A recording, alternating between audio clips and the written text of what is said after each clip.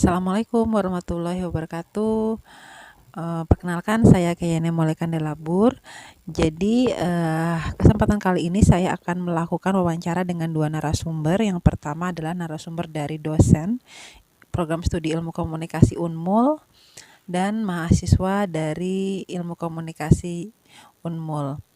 Dengan topik yang akan saya angkat adalah pemanfaatan atau penggunaan teknologi informasi, khususnya penerapan pada penggunaan jurnal sebagai referensi karya tulis mahasiswa, baik untuk penugasan dan untuk pengerjaan skripsi.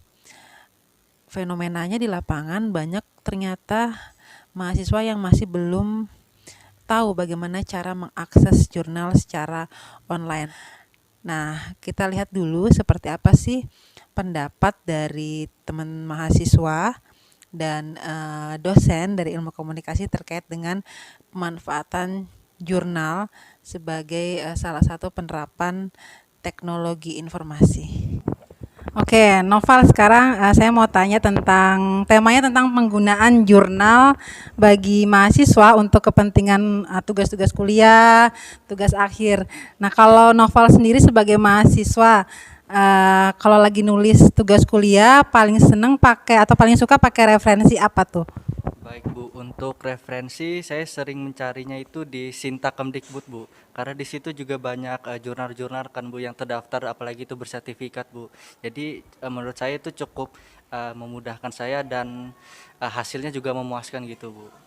Oke, berarti dari jurnal-jurnal bersinta ya. Kemudian kalau untuk buku cetak atau dari website gitu sering pakai juga. Kalau untuk website atau buku cetak kebanyakan e-book sih Bu. Saya kan nyari lewat Smart Library biasanya, apalagi Visip Unmul juga punya Smart Library, saya juga nyari di situ gitu. Berarti dikolaborasikan ya sumbernya dari jurnal dan aplikasi-aplikasi berbayar ataupun free ya. Nah, kemudian tahu OJS nggak, singkatan apa tuh OJS? OJS itu Open Journal System ya Bu ya. Itu tempat jurnal juga nggak sih Bu? Isinya apa tuh isinya? Kalau nggak salah juga jurnal, tapi itu internasional ya Bu ya. Jurnal itu bahasa Inggris soalnya.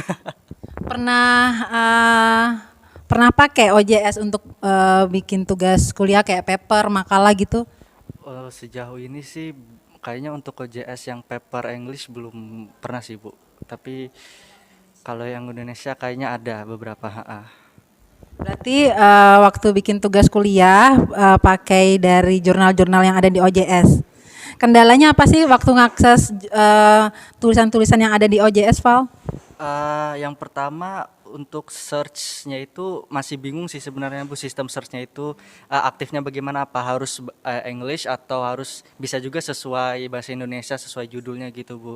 Dan apalagi itu aplikasinya websitenya itu berbahasa Inggris ya Bu ya. Jadi mungkin menurut saya itu yang menyulitkan bagi mahasiswa lain untuk mengaksesnya Bu. Tapi sejauh ini sih alhamdulillah aman. Tapi Novel sendiri bisa bedakan nggak jurnal yang memang dia punya kredibilitas yang bagus sama jurnal yang tidak gitu? Ah, masih kurang wawasan sih saya Bu untuk kredibilitas, iya untuk kredibilitas seperti masih kurang. Kalau dari kampus sendiri ada pelatihan khususnya atau belajar otodidak terkait dengan OJS ini? Belajar otodidak atau enggak dikasih wawasan oleh dosen, seperti Bu Ica memberitahu bahwa kayak di Sinta itu bahwa kredibilitasnya tinggi karena juga bersertifikat gitu Bu.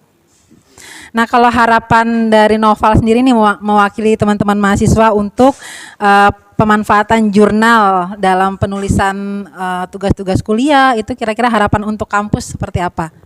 Kalau bisa mahasiswa juga banyak membuat jurnal agar menjadi referensi juga bagi mahasiswa lainnya, dan juga mahasiswa itu lebih pandai mencari jurnal yang memiliki kredibilitas tinggi gitu Bu. Harapannya itu sih.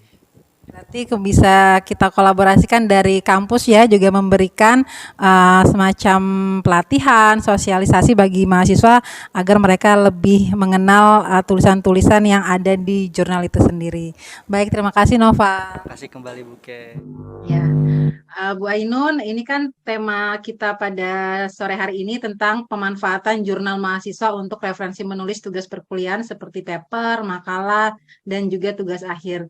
Nah, kalau dari pengalaman Bu Ainun sebagai dosen, kira-kira sumber tulisan yang sudah dipakai oleh mahasiswa sejauh ini untuk referensi-referensi yang ada di internet seperti apa, Bu?